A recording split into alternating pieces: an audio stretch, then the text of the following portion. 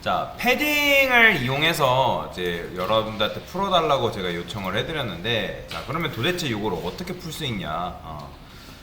일단은 사실 이제 제일 먼저 해야 될 거는, 이거는 여러분들 이제 웹을 딱 하게 되면 뭐든지 HTML 작업이 먼저입니다.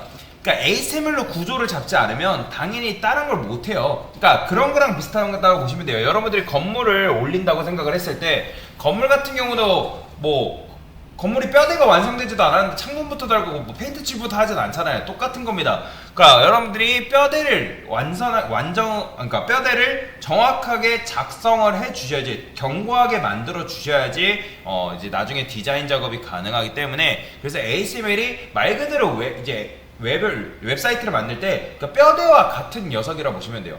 그러니까 문서의 내용이 사실 견고하면 디자인은 그 다음이란 말이에요.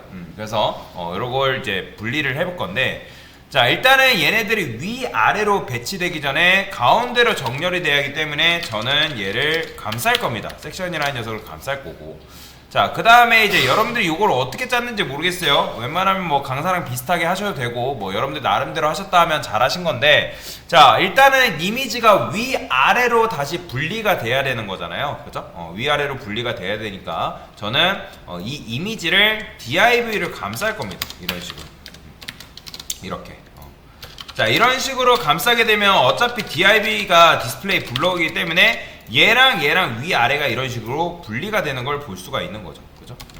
자, 그러면 이제 여기서 작업을 해줘야겠죠. 뭐부터 해야 돼요? 제일 큰 단위가 섹션이니까 섹션한테 텍스트 얼라인 센터 줄 수가 있겠죠.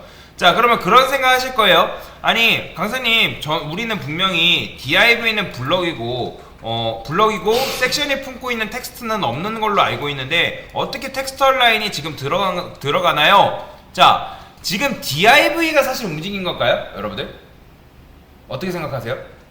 자, 보세요. 제가 여기다가 일단 요거까지만 하고 보여드릴게요. div의 자식으로 있는 이미지한테 너비만 300픽셀 주고, 지금 div가 움직인 게 아니에요. 그러니까 그게 무슨 말이냐면, 제가 이 div한테 보더를 한번 칠해볼게요. 2픽셀 솔리드 레드.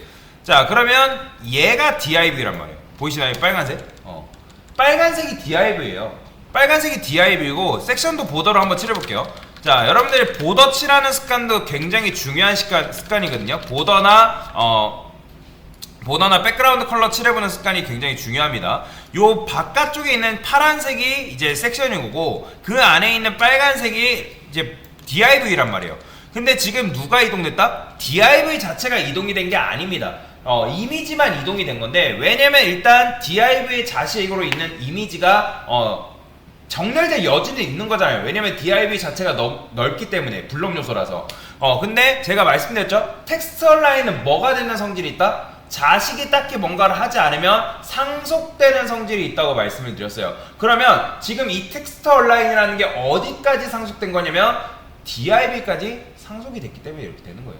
그러니까 div한테 상속이 되니까 div한테 텍스트 얼라인이 눈에 보이진 않지만, 지금 텍스트 얼라인이 어떻게 돼 있는 거예요? 이렇게 들어가 있는 거나 마찬가지라는 거예요. 왜요? 얘가 지금 상속을 받았기 때문에.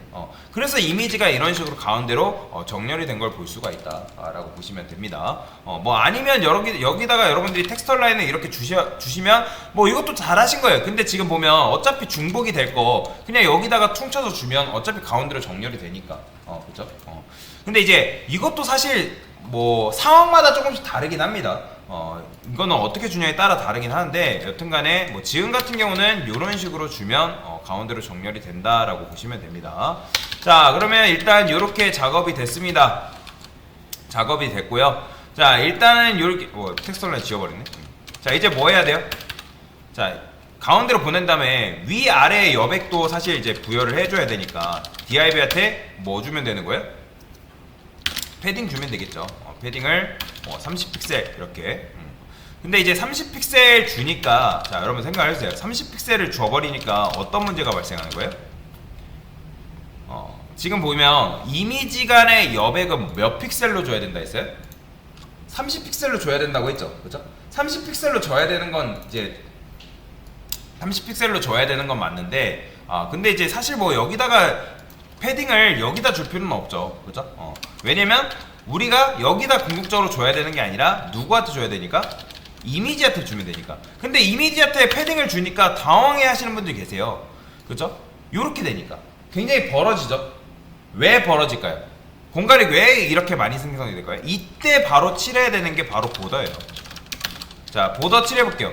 그러면 지금 얘네가 제가 말씀드렸잖아요. 패딩은 바깥쪽 여백, 안쪽 여백, 안쪽 여백이라 했죠. 그렇죠? 그렇기 때문에 안쪽에서 여백이 지금 패딩이 줘가지고 늘어났기 때문에 얘가 공간이 이렇게 된 거예요. 그러면 얘가 30픽셀, 얘도 30픽셀, 근데 얘도 30픽셀이 들어가 있잖아요. 그러면 얘랑 몇 픽셀인 거예요? 그러면 30픽셀과 30픽셀이 마치 합쳐져서 60픽셀이 되어 있는 것처럼 보이는 거예요.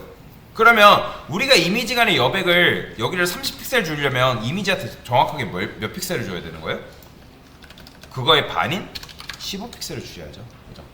그래야지만 여기가 마치 30픽셀이 들어간 것처럼 줄 수가 있기 때문에, 그래서 여러분들이 패딩을 사용하는 건 좋은데 그 패딩이 왜 이렇게 줬을 때 이렇게 넓어지는지 그것도 사실은 알고 계셔야 됩니다. 여튼간에 15픽셀을 줘야지만 요 양옆에가 여기 15픽셀, 여기 15픽셀로 되면서 마치 이 두 개가 합쳐서 30픽셀처럼 보이는 효과, 이런 효과도 누릴 수 있다라는 거죠. 그래서 이런 식으로 주면 되는데, 그래서 여러분들이 이런 작업할 때는 웬만하면 보더를 칠해보세요. 왜냐면 그냥 생눈으로 보는 것보다 실제로 보더를 칠해보면서 간격을 보는 게 굉장히 좋단 말이에요.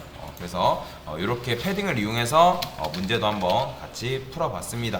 네, 됐습니다.